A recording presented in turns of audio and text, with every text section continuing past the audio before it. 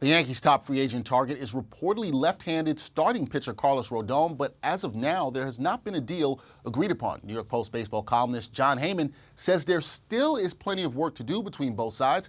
And Jon, he joins me now. Jon, how's it going, man?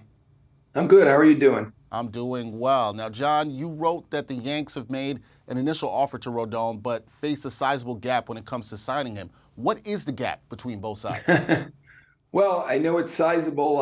Rodon is looking at a 7-year deal plus. That's what he'd like to get, probably for around $30 million a year. So we're talking about a $200 million target likely for Rodon.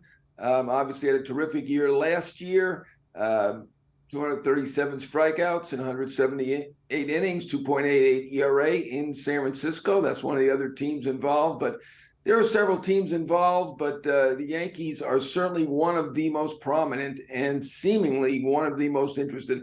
I will say that while I understand there's work to be done, they do seem fairly hopeful that they can get this done. No guarantees, but certainly this is their target, and they believe that Carlos Rodon would like to be a Yankee. All right, so they're hopeful. You gave the numbers in the years there, 7 years, almost $200 million. Can the Yankees close the gap here, and who is their stiffest competition for Rodon?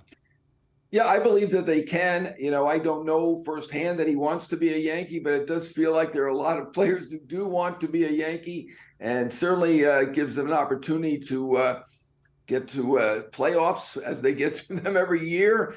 And it's a big market. He is from Miami.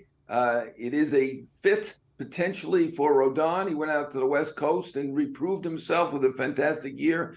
The Giants, they just signed the 2 pitchers, Stripling and Monaya, to give them 6 potential starters.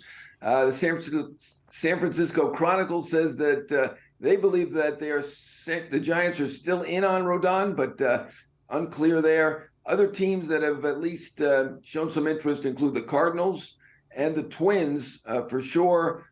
We know that the Red Sox potentially could use a pitcher, probably looking to get back their own Nate Eovaldi, who might be the Yankees' second choice if they are unable to get Rodon. So, there's a number of teams interested, but it does feel like the Yankees are very prominent in these talks and very, very interested. So you mentioned Eovaldi there and the Yankees' second choice, and this is the last question I have for you, Jon. If the Bronx Bombers don't get Rodon in pinstripes, what are their other options? Are there any other ones beside or beyond Eovaldi, or is that the only option number 2 they have going? Well, I've heard that they're talking some trade, but it's not clear who really is available on the trade market beyond the Miami Marlins young pitchers. Cabrera, they will not trade. Alcantara. Lopez is a guy that the Yankees were interested at the deadline and did discuss with Miami, so potentially he could be a second choice.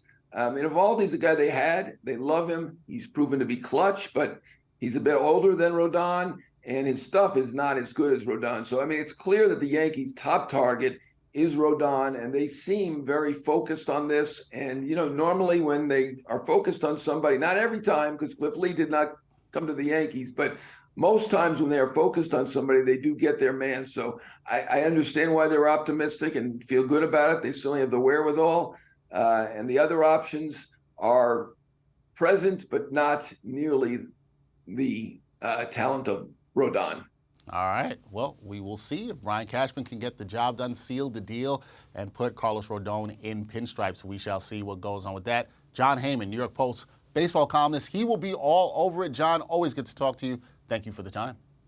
All right. Thanks a lot.